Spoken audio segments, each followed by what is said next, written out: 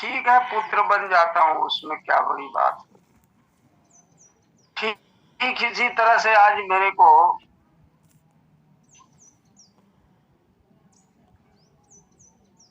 युवराज बाबू ने कहा कि आप मेरी आज्ञा का पालन करो। मैं कहा जी प्रभु, आपकी आज्ञा का पालन कर रहा हूं।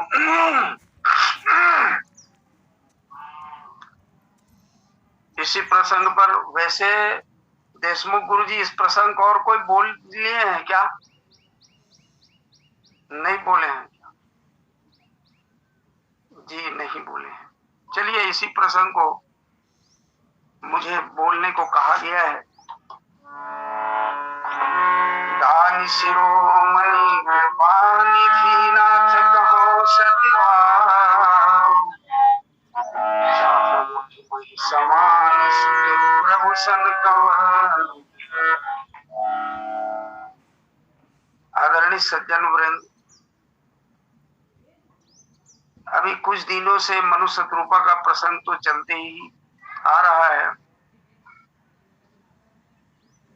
और आज मैं जो आप लोगों के बीच में निवेदन कर रहा हूं, उन लोगों की तपस्या पूरी हो चुकी है।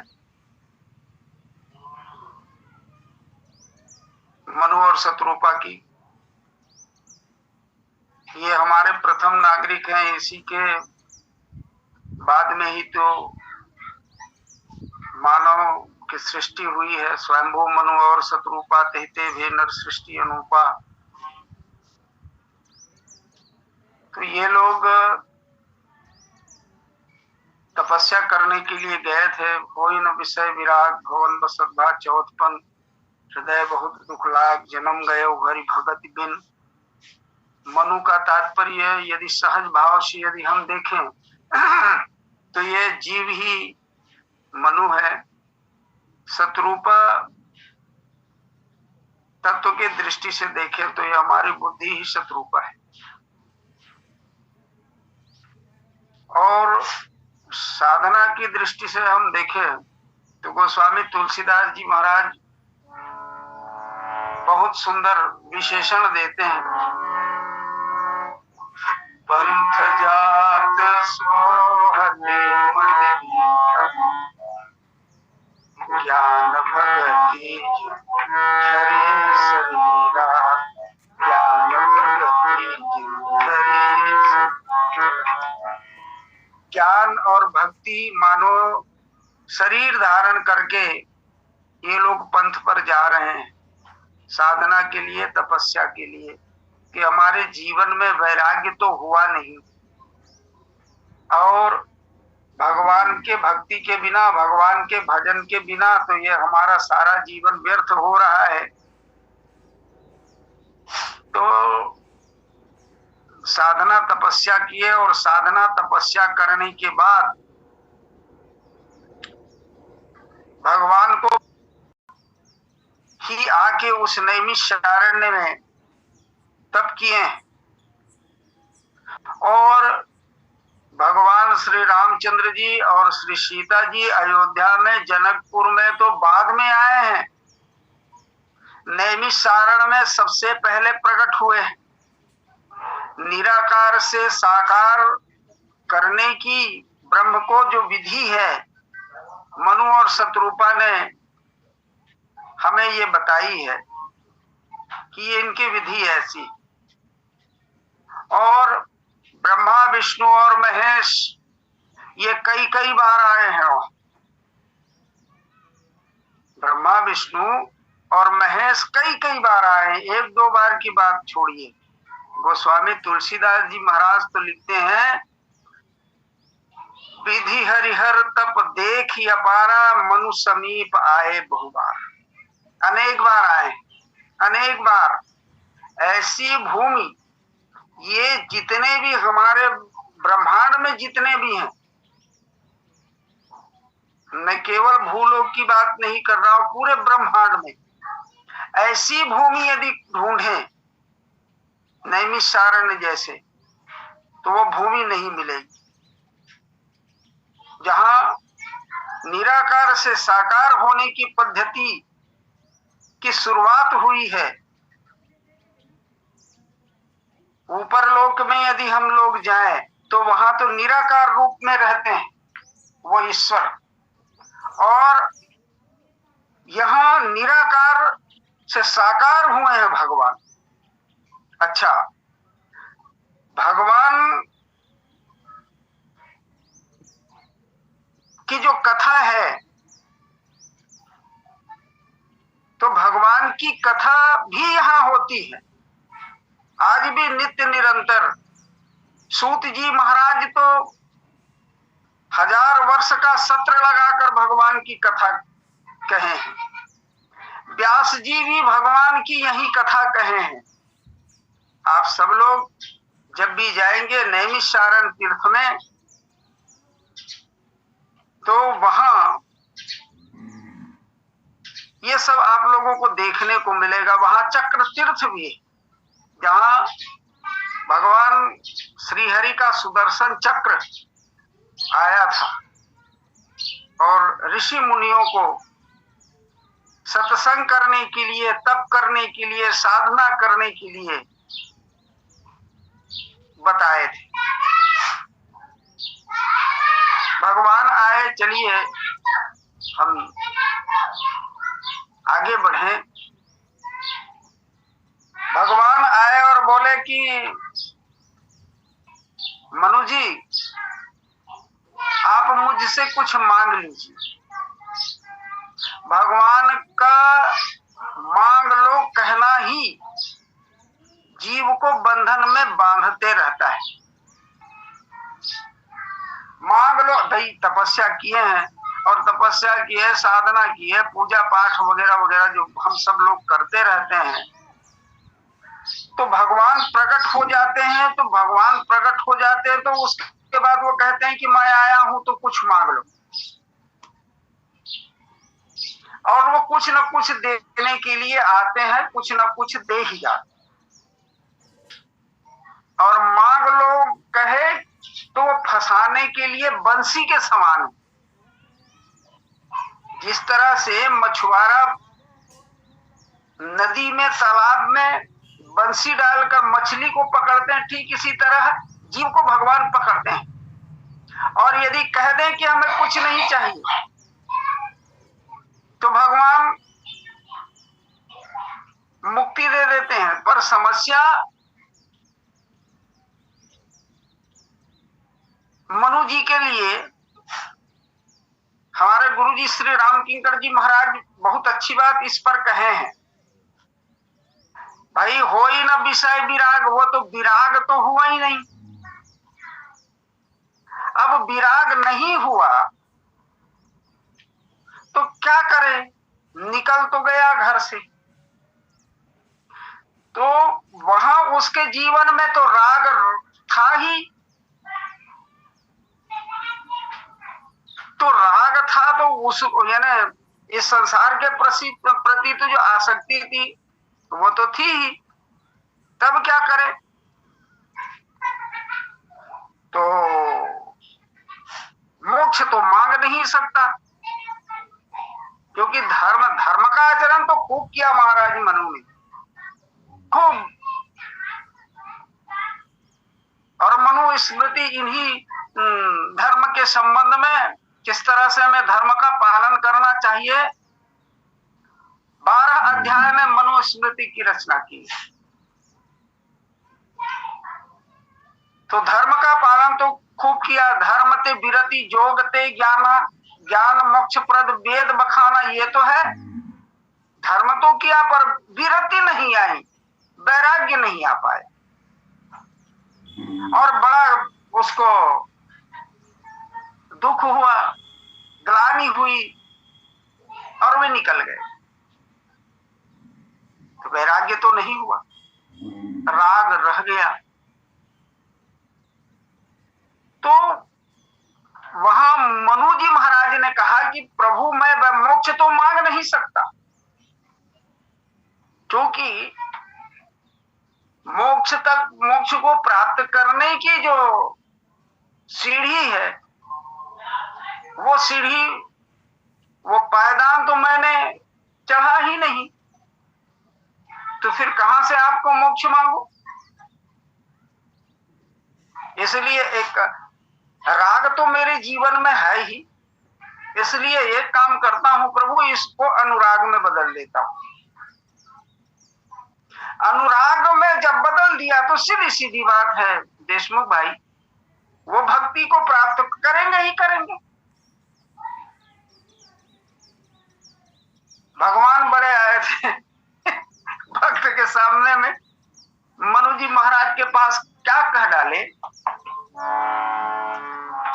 बोले कृपाल निधान मुनि अति प्रसन्न मोहि जानी, मांगहु बर जोई मान भाव मन महादानी अनुमानी, मांगहु बर जोई भाव मन महादानी अनुमानी। अरे भाई आप तो महादानी हैं, कहने की जरूरत नहीं है, कहने की आवश्यकता क्या है, आप तो महादानी खुद ही आए।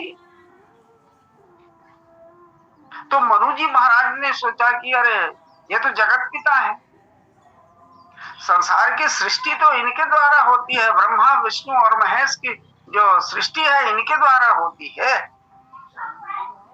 तो मैं सृष्टि की किसी भी वस्तु को मांग लूं तो ये कौन सी बड़ी भारी बात। अच्छा, ये स्वयं कह रहे हैं कि मैं महादानी हूं, तो महादानी से मांगना हो तो कुछ अच्छा सा मांगना चाहिए। बलि के यज्ञशाला में वामन भगवान गए और बोले कि मुझे ये चटाई दर्भ बिछाने के लिए, चटाई बिछाने के लिए भैया मुझे 3 पग भूमि दे दो। और ये पूरे संसार के वो अभी राजा हैं बलि, इंद्रासन लेना केवल बाकी है, अब उसको 3 पांव जमीन मांगे तो बलि ने कहा कि बामन घर जन्म धरे, फिर तो मांगे नहीं है इसकी। बामन घर जन्म धरे बाद में ना मांगे, मांगने आना चाहिए ब्राह्मणों को, और ब्राह्मण के घर में जन्म लिए और ब्राह्मण के घर में जन्म लेके मांगने नहीं आया, 3 पग पृथ्वी मांगते। अब ये भी तो मेरे लिए थोड़ी लज्जा की बात होगी ना। तो वामन भगवान उनको 3 ही पग मांगे थे, ठीक है।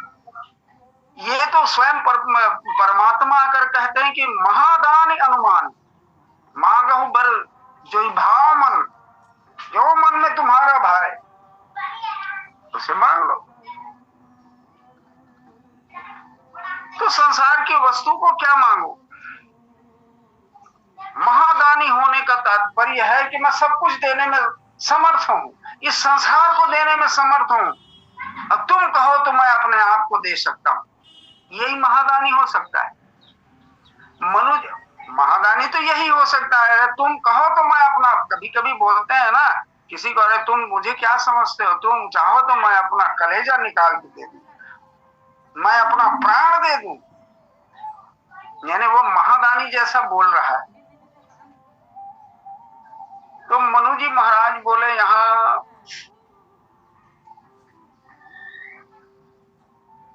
मैं संसार की किसी वस्तु को मांगू तो बात कुछ जमती नहीं, मोक्ष तो मांग सकता नहीं, क्योंकि जिस पद्धति से मुझे मोक्ष या लोगों को मोक्ष प्राप्त होता है, क्योंकि महाराज मनु धर्मज्ञ हैं, वे जानते हैं सीधे सीधे मोक्ष मांगना क्या है, ये नियमों का अतिक्रमण हो जाएगा। इसलिए सीताराम जी, सीताराम, जय सिया राम। तो ये बोले एक काम करो प्रभु, आप मेरे से प्रकट हो जाओ। आप जो बाहर से प्रकट हुए हैं ना, तो उसमें बहुत दिन लगा है, और बड़े परेशान किए हो आप प्रकट होने में। 2-4 महीने की बात हो तो बात अलग है, हजारों बरस तक तपस्या कराए हो, और फिर आप मुझे कह ये रहे हो कि मैं महादानी हूं, तो मेरे से आप प्रकट हो जाओ। मेरे से कैसे प्रकट होगे? तो मेरे से प्रकट इस तरह से होगे। दान शिरोमणि कृपा निधि नाथ कहो सति भाव, चाहो तुम ही समान सुत प्रभु सन कवर। मैं अपना सत्य भाव कहता हूं प्रभु, मैं सत्य भाव कहता हूं कि तुम मेरे पुत्र बन जाओ, तुम्हारे समान पुत्र हो। तो तुम्हारे समान तो भगवान फंस गए। अरे आप सरिस खो जाऊं कहां जाई, मेरे समान तो केवल मैं हूं, मेरे समान तो कोई दूसरा नहीं है। आज जगत के पिता को मनु जी महाराज पुत्र बनने कहा है। पुत्र कौन है? पुत्र तो मनु है, और जगत के पिता भगवान श्री रामचंद्र जी, परांबा भगवती श्री सीता जी है वहां। तो मनु और शत्रुपा तो ये पुत्र है ना। लेकिन आज पुत्र कह रहा है कि तुम मेरे पुत्र बन जाओ। देखिए, ये भगवान को प्राप्त करने के लिए, भगवान को सदैव देखते रहने के लिए मनु जी महाराज पुत्र के रूप में मांग रहे हैं। हमें पुत्र के रूप में तो उनकी बातें समझ में आती है, लेकिन जब इनके अंतरंग में हम जाएं, अंदर जाएं, तो हमें पता चलता है कि मैं नित्य नित्य नित्य अपने आंखों से देखता रहूं। भगवान तो प्रकट हो गए थे, यानी आकाशवाणी हो चुकी थी। आकाशवाणी के बाद में प्रकट होकर फिर आने के लिए क्यों कहा? आकाशवाणी तो और हमारे मानस में ये दिखाई देती है, हम पढ़ते हैं। सब देवतागण और माता पृथ्वी गौरूप बनाकर जा रहे थे, तो सबके कोई कहे कि भाई वो तो साकेत धाम में रहते, वैकुंठ में रहते, कोई क्षीर समुद्र में, इस तरह से चर्चा हो रही थी। भगवान शिव जी ने कहा कि सब भगवान तो हर जगह रहते हैं, तुम जहां बुलाओ वो प्रकट हो जाते हैं, तुम जहां बुलाओ वो आ जाते हैं। हरि व्यापक सर्वत्र समाना प्रेम ते प्रकट होई मैं जाना। प्रकट हो गए, आकाशवाणी हुई, वहां के जितने भी सब देवतागण थे, पृथ्वी माता थी, ऋषि मुनि ब्राह्मण थे, ये नहीं कहे कि तुम किस रूप में हो, आओ दिखो, ऐसा नहीं बोले हैं वहां। बस आकाशवाणी हुई कि तुम लोग सब अपने अपने घर में जाओ, मैं अयोध्या में प्रकट होऊंगा और तुम्हारे सारे दुख को दूर करूंगा। यही तो कहा है ना, यही बातें तो हुई है ना। और यहां कहने के बाद मांग मांग बर भई न भवानी, उसके बाद में कहता है नहीं नहीं नहीं प्रभु, ये बोलने से ही नहीं चलेगा, दिख नहीं रहे हो आप, इस रूप में प्रकट तो हो गए हो, बोल रहे हो, शब्द के रूप में आपका अवतरण हो चुका है, पर शब्द दिखाई नहीं देता, वो निराकार ही रूप में है, पर आप प्रकट हो। वो प्रत्येक समय पल पल देखता रहूं, मैं भगवान का दर्शन करते रहूं।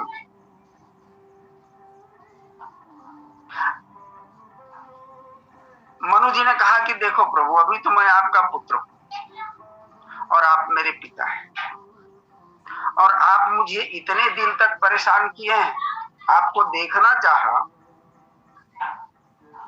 तो इतने दिन तक लगा दिए।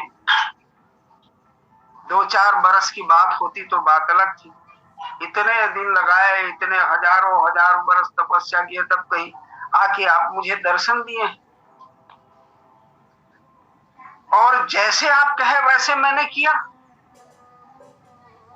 तो एक काम करो प्रभु, ये रिश्ते नाते को बदल दीजिए। मैं आपका पुत्र हूं, आप मेरे पिता हैं, तो आप मेरे पुत्र बन जाए, मैं आपका पिता बन जाऊं। मैं जो कहूं वो आप करें, और ये हजारों हजार तपस्या करने की जरूरत ना पड़े। मैं पल पल छीन छीन देखता हूं, और देखने के लिए ही कहे थे वो कि मुझे सहजता से दर्शन प्राप्त हो, सहजता से दर्शन मिल जाए। जब आकाशवाणी हुई तब कहे थे ना, हा देखहि हमार सो रूप परिलोचन, देखहि हम सो रूप परिलोचन, कृपा करहु तारक विमोचन, कृपा करहु तारक। मुख्य उद्देश्य मनु जी का था कि उस निराकार को साकार करने के लिए और उसको देखने के लिए, और देखे तो वो फिर देखते ही रह गए। छवि समुद्र हरे रूप बिलो की, एक टक रहे नयन पट हो की। ऐसे देखने के लिए मनु जी महाराज ने कहा कि परेशान नहीं होना पड़ेगा, तुम एक काम करो, पुत्र रूप में आ जाओ। भगवान बोले हम तो अच्छा फंसे, महादानी कहना नहीं चाहिए था। अब ये महादानी कहे तो अब फंस गए। बोले चलो भक्तों, अच्छा फिर देखो भैया, सत्संग का और जप का, तप का, हमारे जितने भी सात्विक धर्म कर्म है, इसका परिणाम तो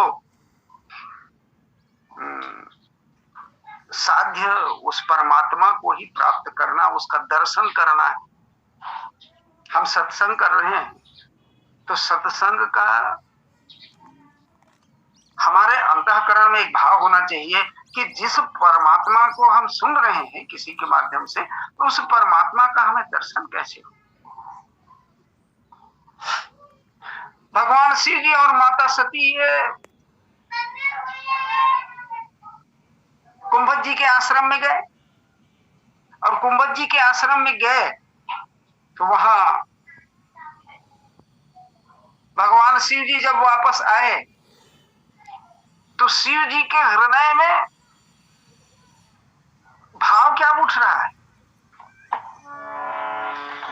हृदय विचारत जात हर, केहि विधि दर्शन हो।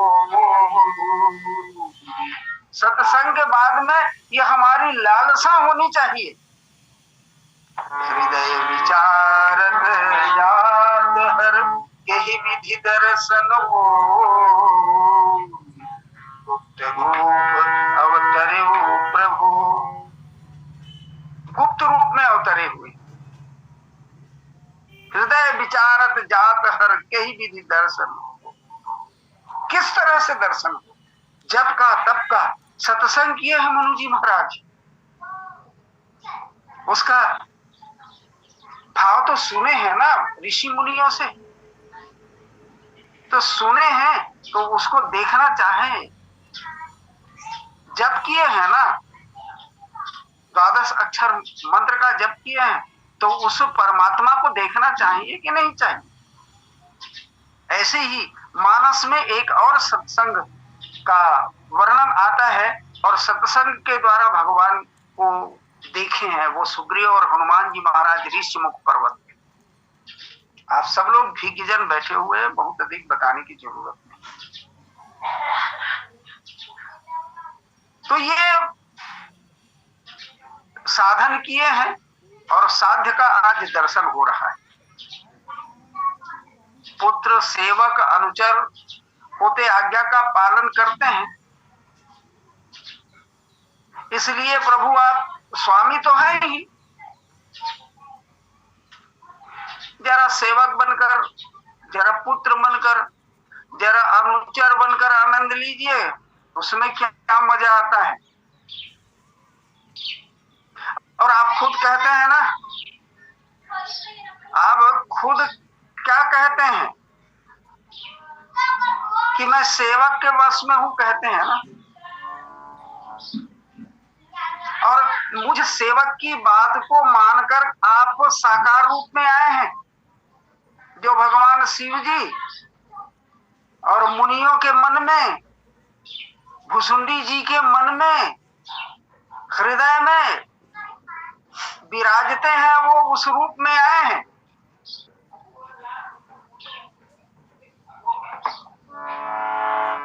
शंभु विरंची विष्णु भगवाना, उपजहि अंश जासोते नाना, ऐसे प्रभु सेवक बस आई, भगत के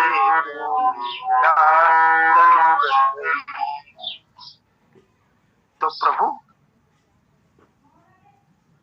आप लीला तन धारण कर लीजिए मेरे नाम से। और हाँ मित्रों, यहाँ भगवान तत्क्षण तत्काल उनकी अभिलाषा को पूरी कर देते हैं। तत्काल माता पिता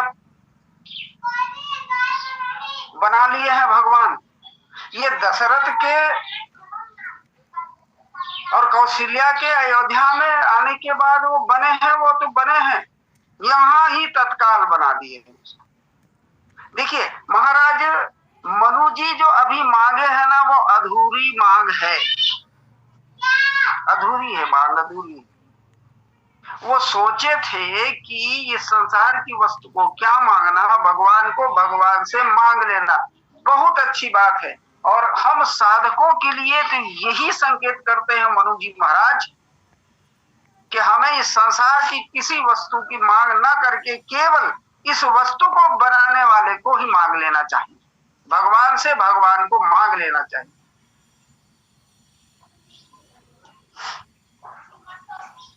तो भगवान से भगवान को मांग लिया।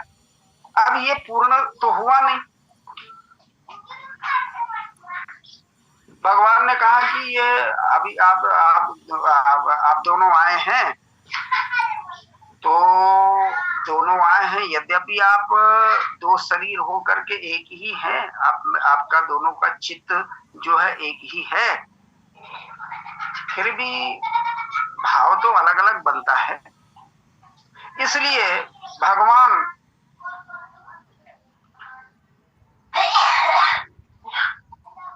माता शत्रुपा के पास गए और माता शत्रुपा के पास जाके भगवान कहने लगे, शत्रुप ही बिलो की कर जोड़े, हाथ जोड़ करके वह भी खड़ी हुई। शत्रुप ही बिलो की कर जोड़े, भगवान उसको तत्काल पुत्र के रूप में मिल रहे हैं मित्रों। ये बाद की बात है, वो त्रेता युग आया, फिर दशरथ और कौशल्या का जन्म हुआ, तब भगवान उनके घर अवतरित हुए, ये बात की बात। अभी ही शत्रुप ही बिलो की कर जोरे, देव मांग बर जो रुचि तोरे। यह रुचि शब्द है क्योंकि ये भक्ति के साधिका है, ये साधन करने वाली है, भक्ति पथ के पथ यात्री हैं। और ये मनु जी महाराज ज्ञान पथ के पथ यात्री हैं। तो ज्ञान में तो रुचि है ही नहीं, और यहाँ भक्ति में रुचि है, इसलिए भगवान आकर बोले कि देव मांग बर जो रुचि तोरे, जो मांगना है। तो फिर अभी मेरे पहले शायद डॉक्टर लोकेश साहू ने तो सोई सुख सोई गति सोई भगति पर चर्चा की है, और उसके बाद जब वे मांगे सोई सुख सोई गति सोई भगति सोई नीच चरण स्नेह सोई विवेक सोई रहे प्रभु हमें कृपा कर देहु, ये सब मांगे क्योंकि अब समय कम है इसलिए मैं बहुत जल्दी बताऊं। भगवान शुद्ध और शुद्ध भाषा में कह दिए, मातु विवेक अलौकिक तोरे। यहाँ माता शब्द का उपयोग भगवान ने कह दिया। अरे मैं जब आप लोग सुख भोगोगे स्वर्ग का, फिर दशरथ और कौशल्या बन के आओगे, तब मैं वहां तुम लोगों के गर्भ से प्रकट होऊंगा, तब होऊंगा जब होऊंगा। लेकिन भगवान ने कहा ये तत्काल आप लोग आए हैं और आपको पुत्र की कामना है, महाराज मनु को पुत्र चाहिए, और आप वही सुख वही गति, यानी जो जे निज भगत नाथ तो अहि, जो सुख पावहि जो गति लहहि, सोई सुख सोई गति सोई भगति, सोई निज चरण स्नेह, सोई विवेक सोई रहनि प्रभु हमहि कृपा करि देहु। उसके बाद में भगवान श्री राम